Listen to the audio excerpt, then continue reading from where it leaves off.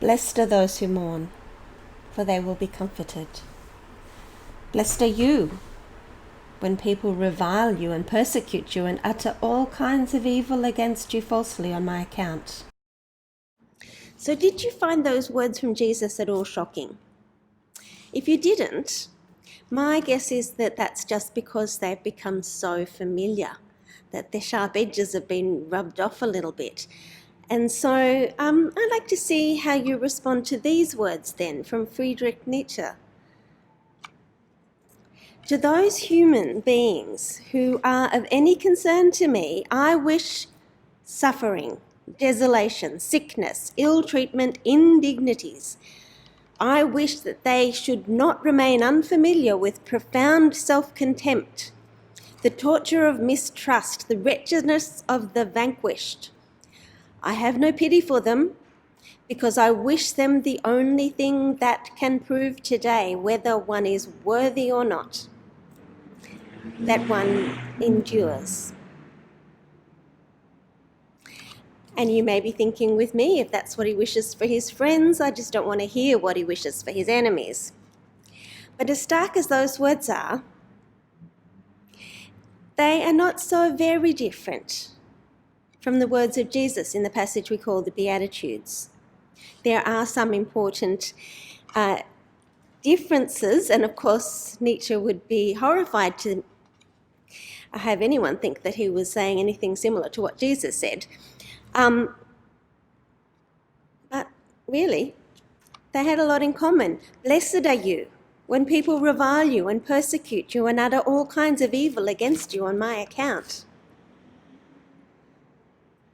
This is the life of blessing, according to Jesus. This is the life that Jesus wants for the people he loves, a life of struggle, a life of grieving and of being misunderstood, a life where the good you want to see in the world is always just out of your reach, so that you're always striving. That is not what you want to hear when things are going well, is it? You don't want to be told that you won't really know what blessing is like until everything falls apart, until you lose everything and nobody stands by you. Thanks, Jesus, you might say, I'm good. I'm good here with my house and my income and my friends and my family who stand by me. Go bless someone else, please. It's not what you want to hear when life is going well, is it? But is it what you want to hear when things are going badly? How would you feel to be hearing those words when you are one of the many Australians who've lost your livelihood because of COVID? Or if you have been prevented from attending the bedside or the funeral of someone you love? Or if you have been stuck at home for month after month with an abusive partner? Or outside of Australia, if you work in intensive care in New York or New Delhi. We don't need to exercise a lot of imagination this year to think about what it would feel like to be experiencing grief, poverty, hunger, rejection. How might you respond in that situation if someone were to tell you that you are blessed? Would you think, well, that's nice, I'm blessed.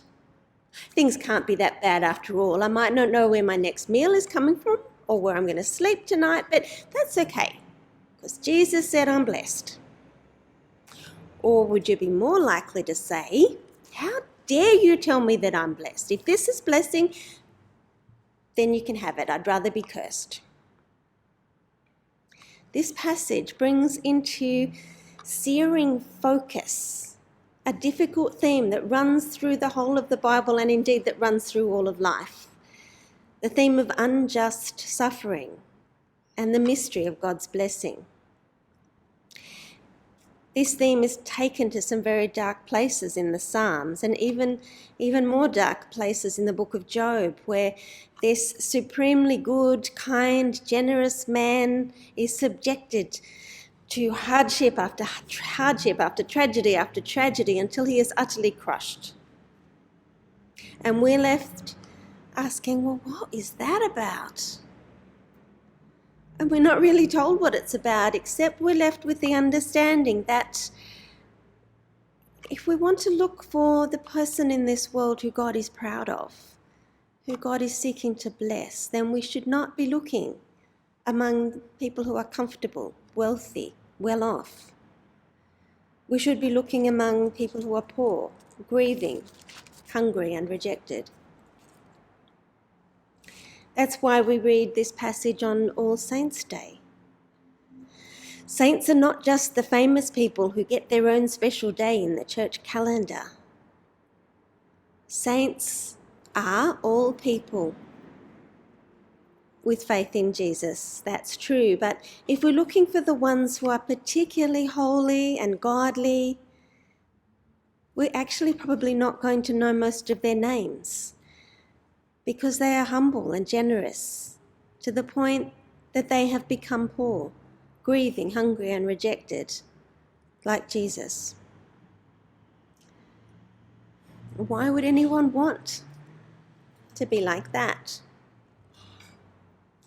Well, a couple of years ago, I was at a point in my life when I was just starting to feel a little bit stable. Life was just starting to settle down a little bit after several years of unremitting grief and poverty, rejection.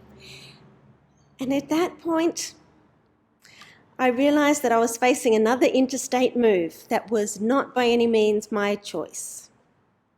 Now, moving interstate worked out well, as you see, and the whole thing came about not because anyone had it in for me personally, but I did feel at the time that I was collateral damage in some diocesan politics that had nothing to do with me. And I was not happy.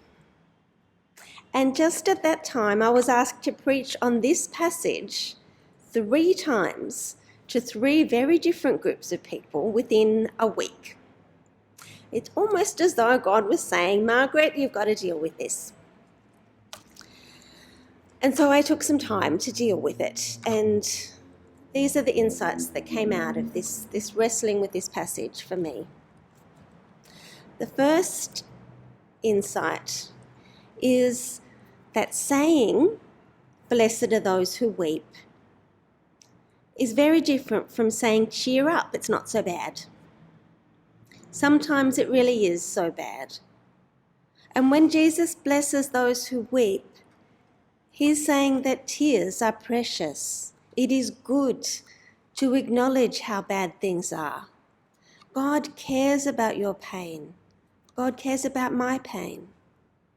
We need to stop pretending it's okay and let Jesus bless our tears. That's the first thing. And that's important for us to remember when we are sad and also when we are dealing with other people who are sad. The second thing that became crystal clear to me at that time is this. If anyone other than Jesus were to say these sort of things to me, that is, say if someone were to find me weeping and were to say, blessed are those who weep, I would probably hit them. We cannot declare the poor to be blessed. From us, that would be patronising.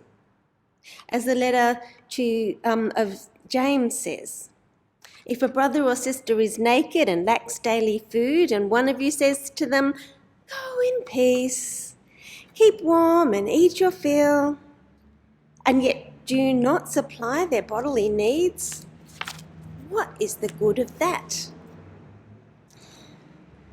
We can't say these words, but Jesus can, because when Jesus says them, they're not just words.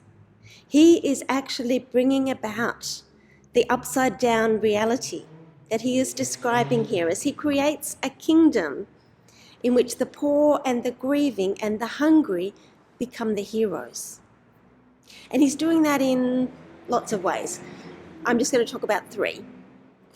The first is that in Jesus, the creator of the universe has come among us as one who is poor, one who knows hunger, one who weeps, one who is rejected. That means that whenever we are poor, hungry, weeping, or rejected, right there in that darkness, we find our most intimate fellowship with God. Mystics over the centuries have called this the dark night of the soul. If your fellowship with Christ is rooted in prosperity and success and popularity, it will be very fragile. It could be snapped by the first real hardship that comes along. If your fellowship with Christ is rooted in shared grief, poverty, rejection, it can never be broken. Jesus turns our world upside down. And the second way he does that is by declaring a day when everything will be put right. A day when those who are currently at the bottom of the heap will come out on top, and vice versa. Blessed are those who mourn, for they will be comforted. So imagine a small community that has been cut off from the rule of law for a decade or so and has descended into the rule of might and money. Well, what might you see there? Sadly, it's not hard to imagine, is it? You're going to see exploitation. You're going to see violence. You're going to see corruption and abuse. Okay, so now imagine that you are part of that community and you hear an announcement that a judge is coming, a judge with sufficient power and authority to put things right, a good judge who can be trusted to act rightly. Now that announcement is going to be good news for some people. And for other people, it's going to be really, really bad news. The announcement will be good news for the poor and the vulnerable and the exploited, and bad news for the ones who are exploiting them. That's what Jesus is saying here. Blessed are those who mourn, but no blessing for the rich and powerful who cause them to mourn. A wise person in this village will decide ahead of time to stop exploiting the poor and start taking their side. A wise person will be more hungry for justice than for food.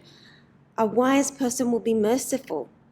A wise person will become all those things that Jesus declares to be blessed in the Beatitudes. And that leads us to the third thing that Jesus is doing to bring about this upside-down reality. In the book of Acts, we see the newborn church take its first little steps in the world.